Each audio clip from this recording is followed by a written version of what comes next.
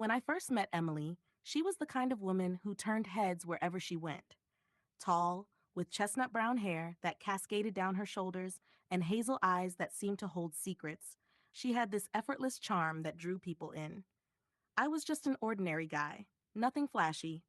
I worked in construction, always with dust on my boots, while she thrived in an office job where everyone admired her confidence. To me, she was out of my league. Yet she chose me. Or at least, I thought she did. We built what looked like a perfect marriage. I worked long hours to provide, and she kept our home vibrant, filled with laughter and warmth. My younger brother, Ryan, was often around too. Ryan was the complete opposite of me. Tall, athletic, always dressed sharp, with a smile that could melt anyone. He'd always been the golden boy in our family, the one my parents bragged about. I should have seen it coming. The first signs were subtle. Emily's phone glued to her hand, messages she quickly hid, and late nights explained away as overtime. I convinced myself it was stress, not betrayal. But then came the night I walked into our kitchen and saw the truth laid bare. Emily was leaning against the counter, her face glowing with the kind of joy I hadn't seen directed at me in months. And standing far too close to her was Ryan. His hand brushed against hers as they whispered and laughed. My world cracked open in that instant. "Are you serious?" I barked. Emily spun around, her hazel eyes wide with panic. Ryan didn't even flinch. His gray-blue eyes met mine, calm, almost smug. That was worse than any confession. The shouting match that followed shattered the walls of our home.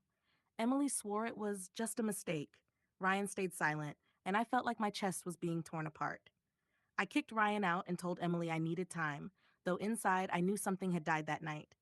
Weeks later, Emily's pale face and trembling hands gave me another blow. "I'm pregnant," she whispered. My heart stopped. At first, I clung to hope. Maybe the child was mine. But Emily broke down and admitted the truth. The baby was Ryan's. My knees buckled.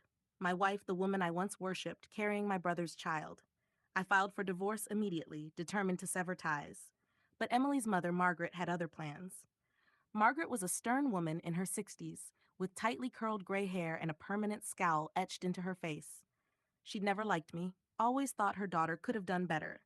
She cornered me one day, her voice sharp as a knife. "You're still her husband," she said, arms crossed. "That baby deserves a father. You should adopt it." I almost laughed in disbelief. "Adopt my brother's child? Are you out of your mind?" Her eyes narrowed.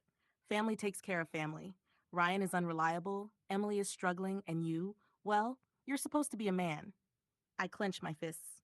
"A man doesn't raise another man's child while being stabbed in the back. That baby is not mine." End of story.